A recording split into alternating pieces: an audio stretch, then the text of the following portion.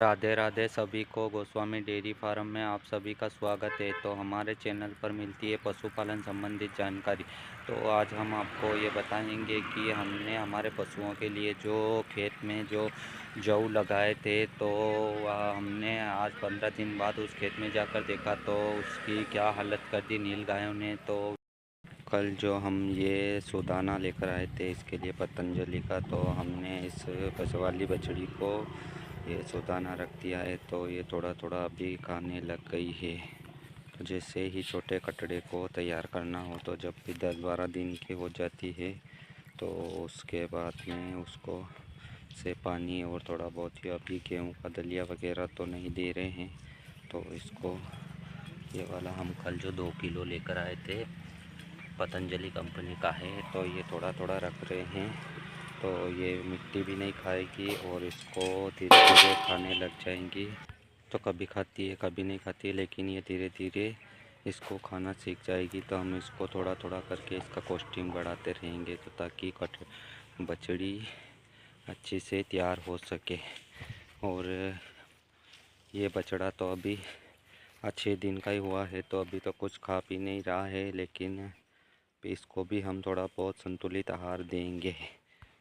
और बछड़ी को हम पानी भी रखते हैं, तो थोड़ा बहुत पानी छोटे बछड़ी को थोड़ा पानी भी, इनको 8 दिन के हो जाए तो पानी भी रखना चाहिए। जैसे अब ये थोड़ा थोड़ा करके पानी भी पीने लगी, 3 दिन हो गए तो हम इसको पानी भी दे रहे हैं।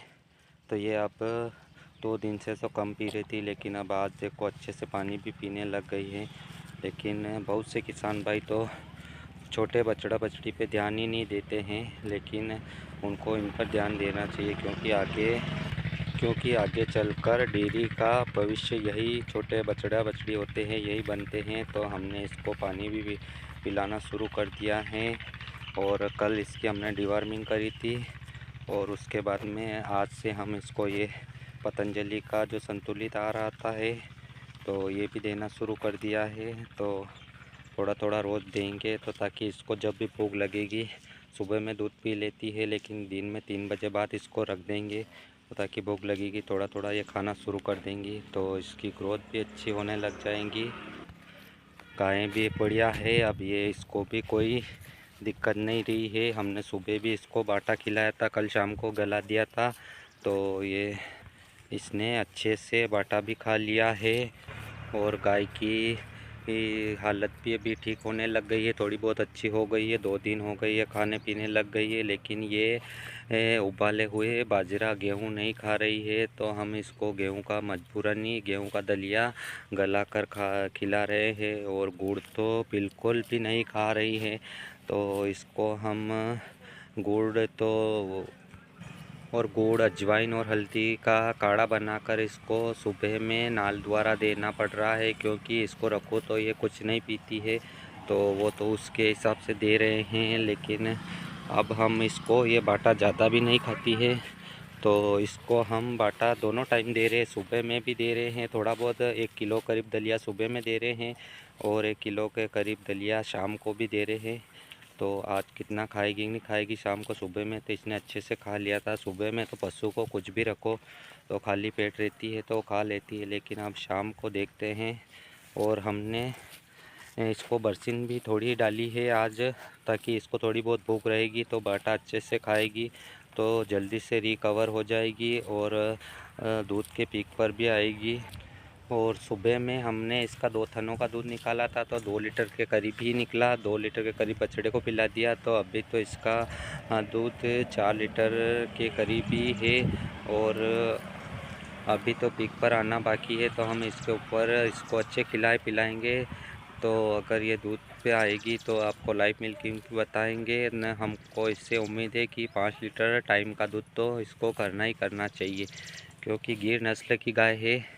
तो और इस वाली गाय की तो हालत बहुत बढ़िया है, इसको तो ब्याने के बाद में कोई तकलीफ़ नहीं हुई है, तो अच्छे से खा भी रही है। और हमने इसका कल शाम को जो दूध निकाला था वो 3 लीटर के करीब निकला था 2 थनों का, और सुबह में जब हमने निकाला तो 3.5 लीटर के करीब दूध हमने 2 थनों से निकाला है। और 2 थन हम अभी बछड़ी को ही पिला रहे हैं। तो इसका तो ठीक है, ये तो इसको तो ब्याए हुए आज 11 दिन हो गए हैं। तो अभी इसको तो पीक पे आने को अभी इसके बच्चेदानी में से कचड़ा भी नहीं निकला है। थोड़ा थोड़ा डिस्चार्ज के रूप में आ रहा है, लेकिन जब इस ये 20 दिन हो जाएंगे तो ये अच्छे से पीक पर भी आ जाएगी। और अभी इसकी डिवार्मिंग दोनों गायों की भी करना बाकी है, क्योंकि अभी इसको 11 दिन ही हुए, तो 18 दिन हो जाएंगे तो हम इसकी डिवार्मिंग कर देंगे। और इस वाली गाय की भी 18 दिन बाद ही हम डिवार्मिंग करेंगे। और कटड़ी देखो ये भी अच्छी है। पहले भी घर पे रहती थी तो इसको हरा चारा नहीं मिलता था, तो सूखा ही सुखला खिलाते थे। लेकिन अब 2-3 आज का तीसरा दिन है इसको यहाँ लाए हुए, तो ये इसका तीसरा दिन है यहाँ लाए हुए। तो ये भी अच्छे से बरसीन वगैरह खा रही है और पानी भी अच्छा पी लेती है। और यहाँ पर खुली हवा भी अच्छी मिल रही है, तो ये जल्दी से ग्रोथ करेगी। हम इसको पहले दोनों टाइम बाटा ही खिला रहे थे, लेकिन अब सुबह के टाइम में भैंस के साथ इसको यहाँ पर ले आते हैं तो शाम को टाइम ही बाटा खिला रहे हैं। लेकिन बाटा थोड़ा ज़्यादा दे देते हैं इसको, 1 से 1.5 किलो के करीब भीगा हुआ बाटा खिला देते हैं। और भैंस को भी हमने सुपर नेपियर डाल दिया है, तो ये भी अच्छे से खा रही है। क्योंकि बरसीन कम होने के कारण हम इस सभी को बरसीन नहीं डाल रहे हैं, तो दोनों गायों को अभी ब्याई हुई तो उनको बरसीन डाल रहे हैं। और भैंस को हम लगभग 15 दिन हो गए हैं तो सुपर नेपियर ही खिला रहे हैं। और इसको भी हम सुपर नेपियर ही खिला रहे हैं, बढ़िया को भी। और ये भी अच्छे से ग्रोथ कर रही है और अभी तक कोई हीट का लक्षण नहीं है। इसको ये 19 तारीख आ जाएगी, 2 महीने हो जाएंगे, तो 3 महीने बाद इसकी हम पीडी करवाएंगे। और भैंस को भी 19 तारीख को 1 महीना पूरा हो जाएगा। और बछड़ियों को भी देखो, अभी इनको बेचारियों को सूखा सुखला ही मिल पा रहा है, तो ये भी थोड़ी कमज़ोर दिखने लग गई हैं। तो अभी इनको तो सूखा ही मिलेगा, क्योंकि इतना ज़्यादा हरा चारा नहीं है हमारे पास ताकि इनको भी खिला सके। लेकिन हम इनको थोड़ा बहुत बाटा वगैरह तो खिला रहे हैं। और ये सूखला भी देखो अच्छे से खा रही है, लेकिन इसकी कंडीशन बहुत बिगड़ने लग गई दोनों बछड़ियों की। तो इसके ऊपर भी हम थोड़ा बहुत इनका गाय भी आ गई है, तो अब हमको भी दूध से थोड़ा बहुत प्रॉफिट होने लग जाएगा। तो हम सोच रहे हैं कि इनके लिए एक तो मूंगफली की खल का 50 किलो की बोरी लेकर आएंगे और एक वो जो मिश्रण सभी दालचीनी वगैरह का जो मिश्रण का कट्टा आता है वो कट्टा लाएंगे, तो इसको 1-1 किलो के करीब रोज़ खिलाने लग जाएंगे। तो ये बछड़ियों की ग्रोथ भी अच्छी हो जाएगी। और इस वाली का तो ट्रीटमेंट चल ही रहा है। परसों परसों हीट पर आई थी तो हमने इसकी एआई नहीं कराई है, और अगली बार जब हीट पे आएगी तो हम इसकी एआई कराएंगे तो आपको बताएंगे। बढ़िया, ये भी अच्छे से खा रही है, कोई दिक्कत नहीं है किसी को भी, बढ़िया है। और इस बछड़े को भी बहुत जल्द हम गौशाला में पहुँचाने वाले हैं, क्योंकि अब फार्म पर पशु ज़्यादा हो गए हैं। तो इस बछड़े को तो हम गौशाला में छोड़ देंगे, क्योंकि इसको ऐसे आवारा में छोड़ेंगे तो लोग पत्थर मारेंगे, इसलिए हम इसको गौशाला में छोड़ के देंगे। और फार्म में देखो कैसे क्या हो रहा है, सब कुछ बढ़िया है। लेकिन फार्म में थोड़ी बहुत अभी तो ये गाय ब्याई हुई है तो गीला भी ज़्यादा करती है, तो हम इसमें थोड़ा बहुत ख़राब सूखला वगैरह नीचे डाल देते हैं ताकि इनको बैठने में परेशानी ना हो। तो और नैना भी पानी पी करके थोड़ा बहुत बाटा खाया, ज़्यादा तो नहीं खाया, लेकिन इसने थोड़ा बहुत तो खाया। खा पी करके ये भी बैठ गई है अभी तो। और नैना की कंडीशन भी बहुत बढ़िया है, देखो ये अच्छे से तो दिखाएंगे कि हमने जो अपने पशुओं के लिए जौ लगाए थे, तो ये रोड से पास में ही है, ये है। तो जौ इधर तो पकने लग गए हैं अच्छे से। नहीं, इधर तो यहाँ पर तो कोई नुकसान नहीं हुआ है। ये 1 बीघे के करीब जौ लगा रखे हैं हमने, तो इधर तो बढ़िया अच्छे से उम्मियाँ भी आने लगी इनके। और थोड़े दिन में अच्छे से पक जाएंगे, तभी कटने में तो 1 महीना और लगेगा इनको। लेकिन ये इधर के तो अच्छे हो गए हैं। और एक खेत और वो उधर आगे आ गया है जंगल में। तो हम आपको वहाँ भी क्या कंडीशन चल रही है तो हम आपको उधर ले जा कर के ही बताएंगे कि उसमें कैसे जौ है, क्या हो रहा है उधर। तो हमने 3 बीघे के जौ उधर भी लगा रखे हैं। वो जंगल में जो खेत है उधर ज़्यादा पहाड़ी इलाका भी आ गया है। तो चल रहे हैं हम, तो आपको बताएंगे। ये यहाँ से तो ये इधर जंगल ही जंगल शुरू हो गया है। तो इस जंगल से थोड़े बहुत आगे है, अभी तो दूर है। तो आपको बताएंगे कि वहाँ पर भी हमने 6 बीघा का खेत है, तो 3 बीघा के वहाँ पर जौ लगाए हैं और 3 बीघे की हमने अलसी लगाई है। तो इधर ये सब जंगल ही जंगल आ गए हैं। इधर नील गायों का भी प्रकोप बहुत ज़्यादा रहता है, तो फसलों को भी नष्ट कर देती है। तो हमको उधर उस खेत पर जाए हुए अभी बाहर गांव जाना हुआ, आना जाना बहुत हो रहा है। तो 15 दिन बाद हम आज जा रहे हैं। तो देखते हैं क्या हो रहा है उधर। और इस जंगल में एक तालाब भी बना हुआ है जंगल के बीचों बीच। तो ये यहाँ से नीलगायें आकर के इसमें पानी भी पी लेती है। तो यहाँ पर नीलगायें अधिक रहती है रात में। और ये जो सामने देख रहे हैं ये हमारा खेत आ गया है इधर। तो इसमें हमने ये जौ लगा रखे हैं। तो कहीं कहीं तो अच्छे थोड़े बहुत पक भी गए हैं। देखो ये थोड़े दिन में काटने लग जाएंगे, लेकिन आपको थोड़े अंदर जाकर भी बता देते हैं। ठेठ वो इधर से लेकर वहाँ तक है और ये इधर तक है। तो ये खेत बड़ा है, लेकिन इसमें नीलगायों का प्रकोप ज़्यादा रहता है। फसल इसमें सोयाबीन भी लगाते हैं तो वो भी खा जाती है।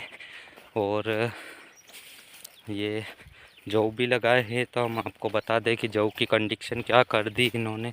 हम 15 दिन बाद आए हैं। तो जौ कितने इतने बढ़िया जौ चल रहे थे इसमें, लेकिन सभी जौ को ये गायों ने खा लिया। एक एक आध उम्मी आ रही है, कहीं कहीं तो पूरे पूरे कोड़ को ही खा गई है। ये देखो अब इनके कुछ नहीं आने वाला है, केवल अभी भी इनको पशुओं को काट के खिला दो। देखो ये तो पूरा खेत में आपको घुमाते हैं। ये देखो इसके भी कुछ एक कल्ला भी नहीं निकल रहा है। तो ये सारे सभी नील गायों ने इस खेत में से जौ को सब खा करके ये कुछ नहीं बचा। अब केवल ये आपको बता दें ये सब पूरे खेत को नील गायों ने खा करके ख़त्म कर दिया है। और हमने जौ इसलिए लगाए थे कि गर्मी के मौसम में पशुओं के बांटे के लिए जौ अच्छा रहते हैं। तो इसलिए उनको चाहे गाभिन पशु हो तो उसको भी दे सकते हैं, और ब्याए हुए पशु हो तो उसको भी दे सकते हैं। लेकिन इन नील गायों की वजह से इसमें से जौ तो अब निकलना मुश्किल है। केवल सूखले के लिए ही इसको काटना पड़ेगा। तो काटने में मजदूर भी बहुत लगेंगे। आप देख लो इनके किसी के तो एक एक भी ये नहीं रहा। तो जौ इतने बढ़िया थे, तो ये पूरा खेत इन्होंने नष्ट कर दिया है। ये देखो इधर भी सब खा गई है। बस केवल अब कोई किसी किसी ही गोड़ के ही थोड़ी बहुत उम्मियाँ बची है, आ रही है। तो ये अब नहीं खाएगी। तो हमने जो बिजवारा बोया था, बिजवारा के जितना हो जाएगा, लेकिन इस खेत में से हमको कोई मुनाफा नहीं मिलने वाला है। और सोयाबीन तो बिल्कुल ही ख़राब ही हो गई थी। हमने आपको पहले भी बताया था, बारिश अधिक हुई थी। तो ये अभी इस साल तो सब इन्हें अगर पशु अगर नील गाय इनको नहीं खाती तो ये देखो ठेठ वहाँ से यहाँ तक इतने जौ थे। तो करीब करीब 10 कुंटल के करीब जौ निकल जाते। तो हमारा सारा पशुओं के लिए बाटा पूरे साल भर का आधा खल खिलाते और आधा जौ खिलाते तो ये निकल जाता, लेकिन अब तो नहीं निकलेगा, तो परेशानी है। ताकि अब इनको तो जौ और गेहूँ बोने से तो ये ऐसा रहता है कि गेहूँ का भी सुखला भी निकल जाता और खाने के लिए गेहूँ भी हो जाते हैं, तो पशुओं के लिए इसलिए गेहूँ भी हम ज़्यादा लगाते हैं। और जौ भी इसीलिए बोया था कि अपने 3 बीघे के इधर जौ है, तो 2-5 ट्राली सुखला भी हो जाएगा पशुओं के लिए, तो अपन को कहीं से ख़रीदना नहीं पड़ेगा।